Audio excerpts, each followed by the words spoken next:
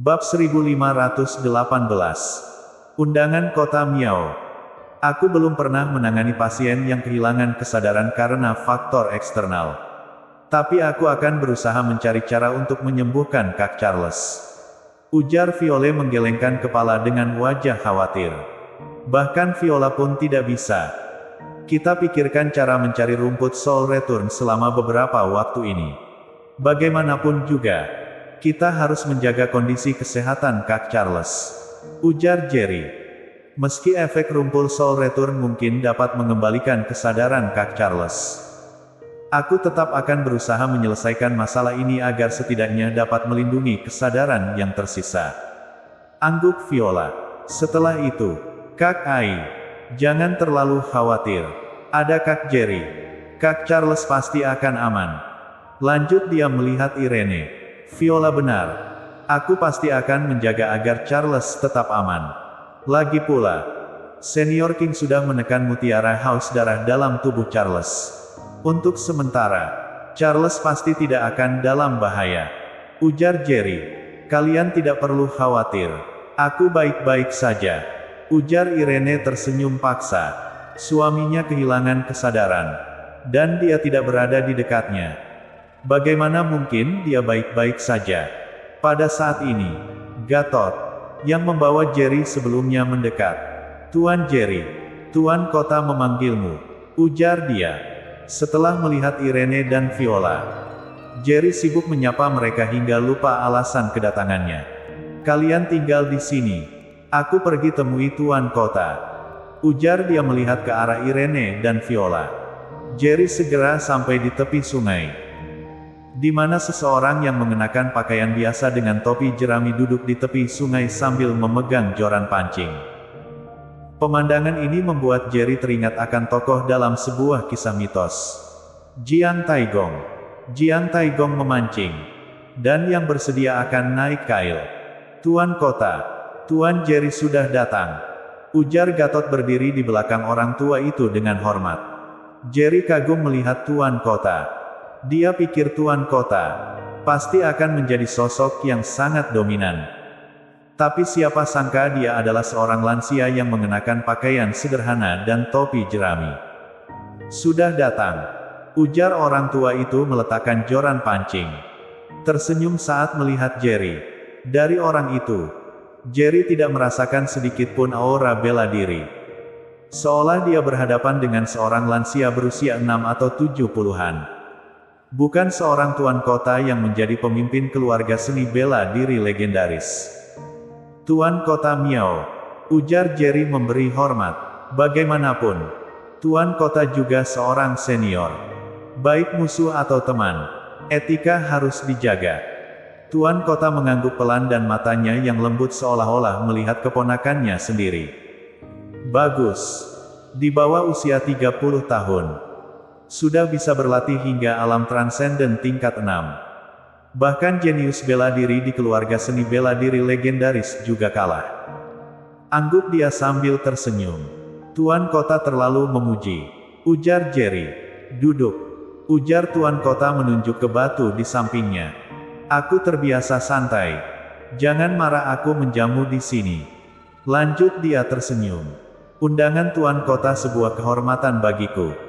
Mana mungkin merasa terganggu. Ujar Jerry tersenyum.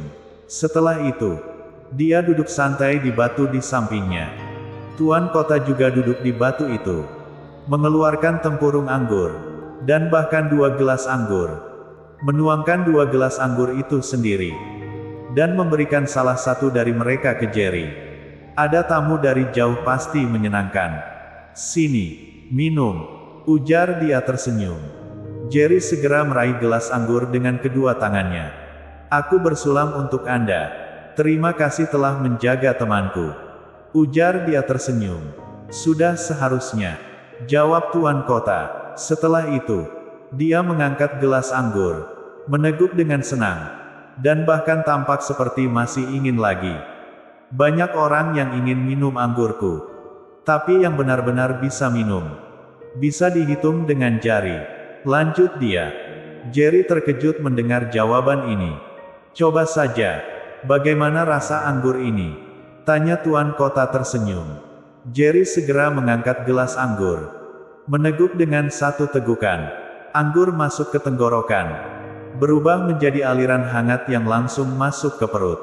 Tiba-tiba, gelombang aura yang ganas meledak dari dalam tubuhnya. Jerry segera mengaktifkan teknik Dewa Perang. Hanya dengan itu dia bisa menekan nafas ganas itu.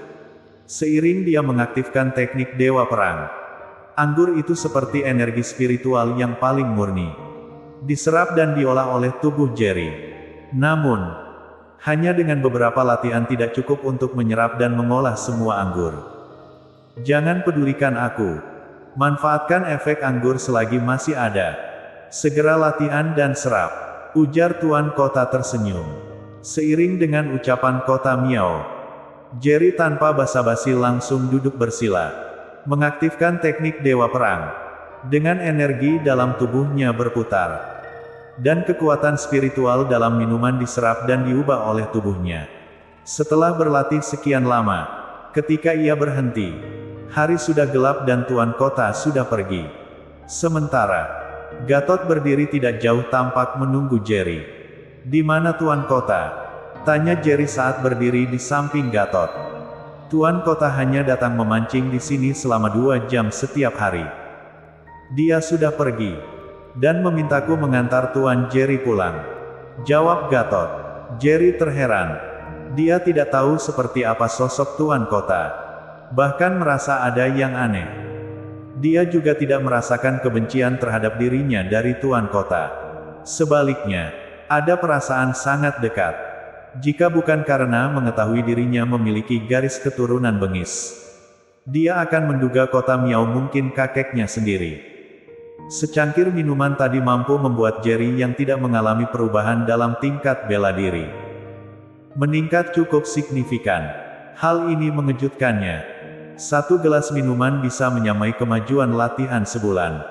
Terlalu mengagumkan. Setelah itu, Gatot mengantar Jerry kembali ke tempat tinggal Irene dan Viola. Melihat Jerry kembali, kedua wanita itu khawatir. "Kak Jerry, apa kau baik-baik saja?" tanya Viola khawatir. "Aku baik-baik saja," jawab Jerry sambil tersenyum.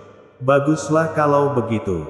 Kau pergi begitu lama. Aku dan Kak Ai pikir kau dalam masalah," ujar Viola. "Apakah kalian tahu seperti apa Tuan Kota?" tanya Jerry.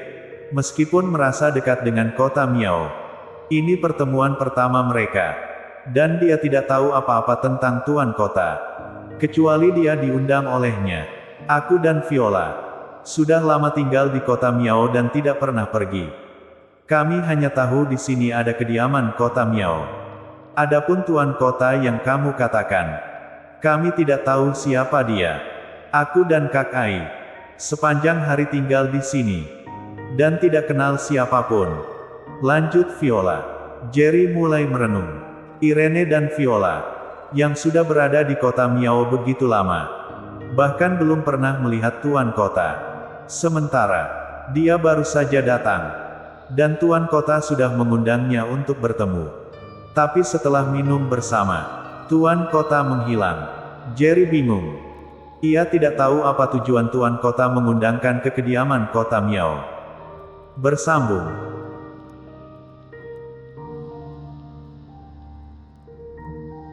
Bab 1519. 1 gelas setiap hari. Jerry tidak mengerti mengapa Tuan Kota memperlakukannya seperti ini. Bahkan tidak yakin dengan niatnya. Yang dia tahu hanyalah bahwa anggur yang diberikan Tuan Kota memiliki efek yang unik. Mempercepat proses kultivasinya. Setelah berlatih semalaman, Jerry merasa dirinya telah mencapai puncak alam transenden tingkat 6. Setelah mencapai puncak alam transenden tingkat 6, apakah jaraknya masih jauh dari alam transenden ke-7? Pagi-pagi sekali, Gatot datang, diikuti oleh 2 pengikut yang membawa tas besar. Isinya tidak diketahui. "Tuan Jerry, ini rumpul Soul Return yang Tuan Kota minta ku bawa untuk Anda," ujar Gatot pada Jerry. Jerry sangat terkejut. Dia datang ke Kota Miao untuk mencari rumpul Soul Return. Karena Gea pernah mengatakan bahwa Kaisar Feng pernah memberitahunya bahwa rumput ini dapat membuat orang yang kehilangan kesadaran pulih perlahan. Namun, sebelum dia mulai mencari rumput Soul Return, sudah mengirimkannya. Bagaimana Tuan Kota tahu tujuannya? Terima kasihkan Tuan Kota. Setelah mendapatkan kembali ketenangannya, Jerry mengucapkan terima kasih. Kalau mau terima kasih ucapkan sendiri. Tuan Kota setiap hari memancing di Digul. Jawab Gatot serius. Setelah dia berlaik pergi, Jerry bingung melihatnya pergi. Orang ini terlalu serius. Kan, Kak Jerry. Ini rumput Soul Return. Banyak sekali. Kali ini, Viola keluar dari kamar dan terkejut melihat 4 tas besar rumput Soul Return. Barusan, Tuan Kota mengirimkannya. Angguk Jerry tersenyum. Rumput Soul Return sangat berharga. Di luar sana, satu rumput Soul Return berumur 100 tahun bisa laku jutaan di pelelangan. Dan bahkan yang biasa pun senilai 50 hingga 60 ribu. Di sini, ada 4 tas besar, ujar Viola terkejut. Jerry terkejut mendengar itu. Dia hanya tahu rumput Soul Return sangat langka dan hanya ada di kota Miao. Tapi tidak pernah menyangka semahal itu. Satu rumput Soul Return biasa bisa bernilai 50 hingga 60 ribu. Melihat 4 tas besar di tanah, setidaknya ada ribuan rumput Soul Return. Dengan kata lain, 4 tas besar ini, jika dijual di luar, setidaknya bisa laku dengan harga 5 hingga 6 miliar. Jumlah yang fantastis bagi Jerry. Meskipun 5 hingga 6 miliar bukanlah jumlah yang banyak mengingat statusnya saat ini. Ini tetap menjadi hadiah yang cukup besar dari seseorang yang tidak dikenal. Viola, akan kuserahkan rumput Soul Return ini padamu.